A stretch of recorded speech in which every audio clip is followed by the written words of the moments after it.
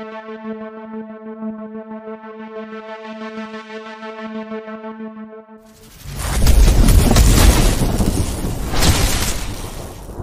derrière vous. Je ne sais pas si c'est seulement pour paraître ou bien c'est pour le dernier mot. D'ailleurs, il pouvait même être seul. Non, le dernier mot.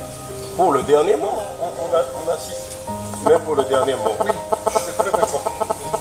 Bien. Même quand vous êtes assis, vous l'assistez. D'accord. Bien, vous avez la parole. La parole, vous actez que la parole est donnée en dernier lieu au prévenu. Merci beaucoup, Monsieur le Premier Président. Merci également aux distingués et honorables juges. Merci au procureur général près la Cour de cassation pour cette opportunité.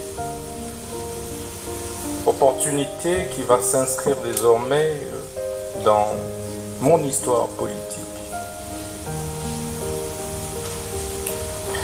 De prime abord, étant croyant de naissance, je voudrais commencer par Psaume 34, 19,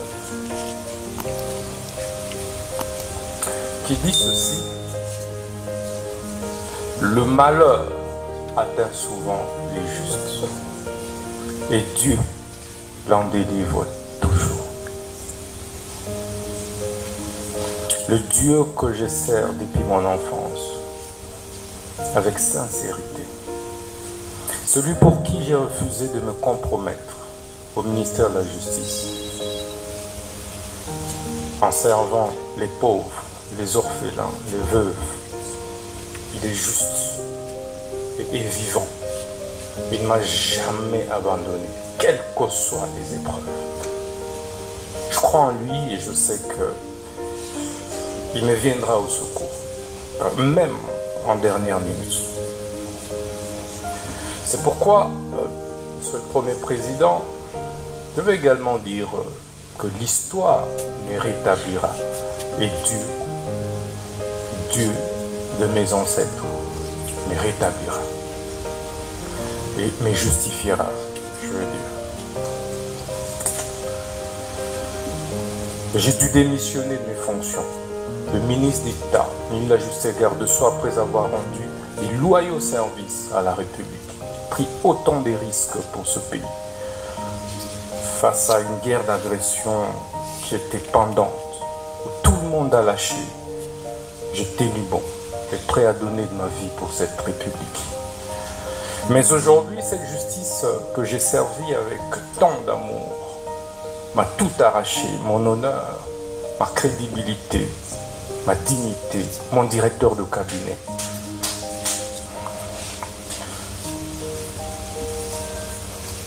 Mais il y a un adage, un dicton russe qui dit que ceux dont le destin est défini pendu ne se noient pas.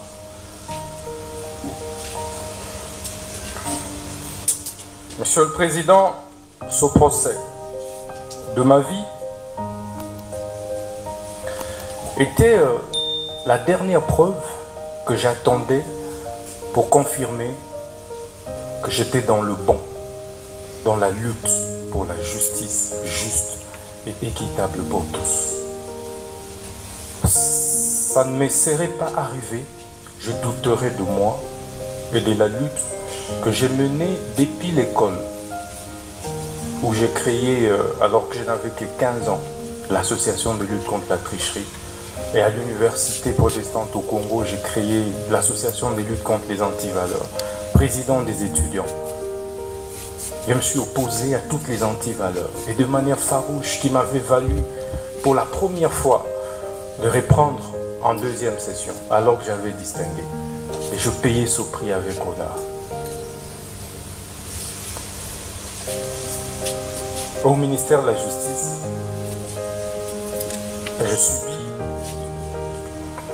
la même injustice. Alors que je voulais faire mon travail correctement, redresser les choses, le bien de tous, le bien du pays et des générations futures.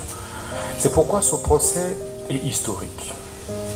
Historique, monsieur le Premier Président, parce que il me rappelle autant d'autres procès historiques, notamment celui des Patrice Emery Lumumba, dont je suis la réincarnation. En 1956, pratiquement au même âge, il avait été condamné à 1 an d'emprisonnement pour détournement des deniers publics. Mais quelques années plus tard, il sera notre héros national. Ça me fait également penser au procès de Fidel Castro, un de mes idoles, vers les années 51, où il prononça les discours les plus historiques, l'histoire m'acquittera. Quelques années plus tard, il prit le pouvoir et il reste aujourd'hui les héros de Cuba. Ça me fait également penser au procès de Lula da Silva, et ça c'est le plus récent. Ancien président brésilien, mais jugé, condamné pour corruption. Et ça, c'est en 2017. Au sortir de la prison, il a été président de la République jusqu'aujourd'hui. Ce procès me fait penser au procès d'Étienne Tshisekedi Lumumba et de ses compagnons de lutte vers les années 80, parce qu'il luttait pour le changement. Il a été condamné, mais aujourd'hui, il reste une référence, un modèle, et son fils est président de la République démocratique du Congo. Ce procès, enfin, me fait penser au procès des Mandela. Mandela vers les années 59, mais exactement 62. En 62, il a été condamné injustement. Et il a fait 27 ans en prison. Mais sort de là, président de la République d'Afrique du Sud. Et, monsieur le Président, vous verrez que c'est pratiquement au même âge, c'était pratiquement à mon âge, que tous ces grands leaders ont connu des procès injustes. Et c'est ça qui construit ma conviction et qui m'a construit ce mental d'acier de faire face à cette épreuve que je ne conseillerais et souhaiterais à personne dans la vie, même pas au ministère public. Parce que ça m'a déchiré. Parce que ça m'a détruit intérieurement. J'ai été trahi. Mais un jour, je parlerai. Je suis un homme d'État, je me tais.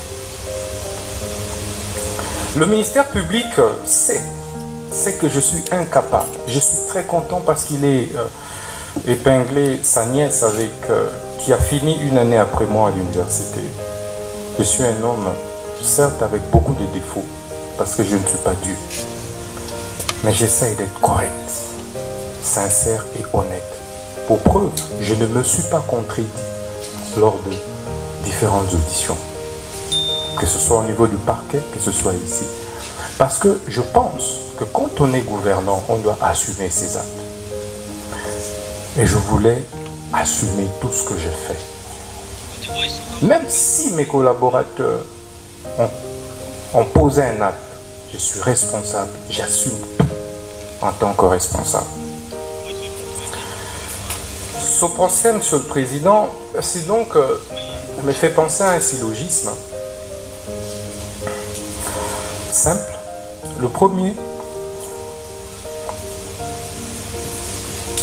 l'on demande, l'on instruit le ministre d'État, ministre de la Justice, le garde des Sceaux, à construire une prison. Le ministre d'État, ministre de la Justice, s'active à construire cette prison.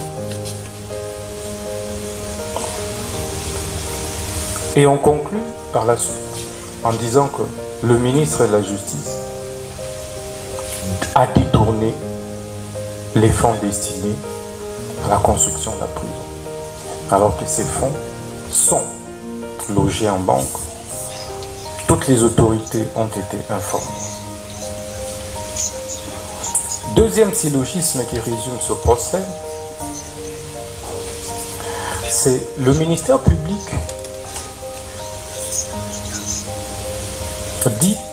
accuse le ministre de la Justice pour détournement des 19 millions qui se trouvent en banque.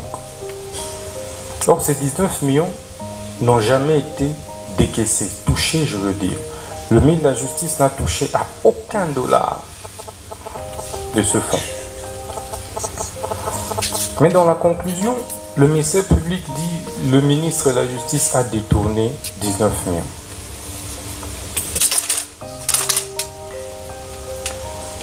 Je suis perdu face à ces syllogismes.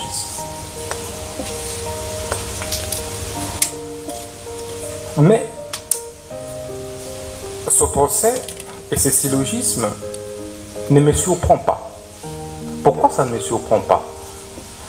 Parce que ce n'est pas la première fois que le ministère public ait fait un réquisitoire contre moi. À peine 3 mois que j'étais nommé ministre de la Justice, le ministère public, le même, PG Cassation, avait déjà fait un réquisitoire pour me faire arrêter. Mais il sait comment cela n'avait pas abouti. 3 mois à peine. Nous sommes au mois de septembre 2024. Je serais surpris de voir un réquisitoire du ministère public pour qu'on arrête le ministre Moutamba de la Justice. Pour quelle raison? Pour un rapport qui était concocté, dressé à mon insu par les 2 juges que nous avions récusés.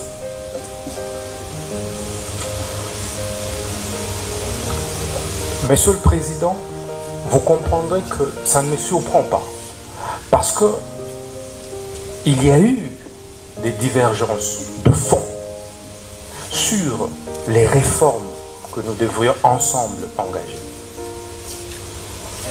Et on ne s'est pas mis d'affaire. Avec ma petite expérience de la vie politique, on n'est jamais assez fort éternellement pour l'être toujours. Le temps a un pouvoir réparateur.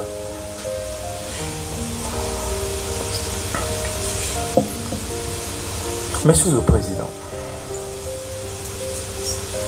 j'ai l'avantage d'être jugé par les hauts magistrats. Les hauts magistrats, les juges que je connais, que je côtoyais comme ministre de la Justice. Je connais pratiquement votre moralité. Mais c'est pourquoi, lorsque on a récomposé ce siège, nous ne nous sommes pas opposés. Parce que nous connaissons votre capacité à être indépendant. Notre combat ensemble a été et a toujours été d'éviter des interférences des politiques sur les judiciaires et de la hiérarchie sur les judiciaires. On a organisé des états généraux pour ça. Je suis heureux qu'il y ait des professeurs d'université qui m'ont aussi fréquenté parmi vous. Par la suite, d'affronter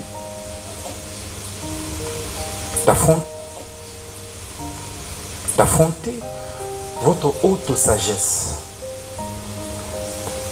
Que vous n'êtes pas obligé, vous n'êtes pas appelé, vous hauts magistrats, la plus haute instance judiciaire de notre pays, à régler nos problèmes de leadership au sein du gouvernement au niveau de la justice.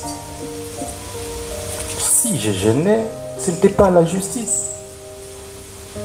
Il y a eu remaniement qui venait de se passer. On pouvait me faire partir par ce remaniement. Mais hélas, on a préféré venir par devers vous. Et je sais que vous êtes sage. Monsieur le Premier Président, vous êtes un grand professeur d'université que nous connaissons. Et c'est même pourquoi vous avez conduit des mains de maître avec sérénité, avec assurance. Vous nous avez donné des assurances d'une justice juste lors du déroulé des débats. C'était calme, apaisé, tout le monde a parlé et je tenais à vous en remercier. Monsieur le Premier Président, Messieurs de la Cour, vous avez le choix de condamner un innocent et de l'acquitter en entrant dans l'histoire par la grande porte. Par la grande porte.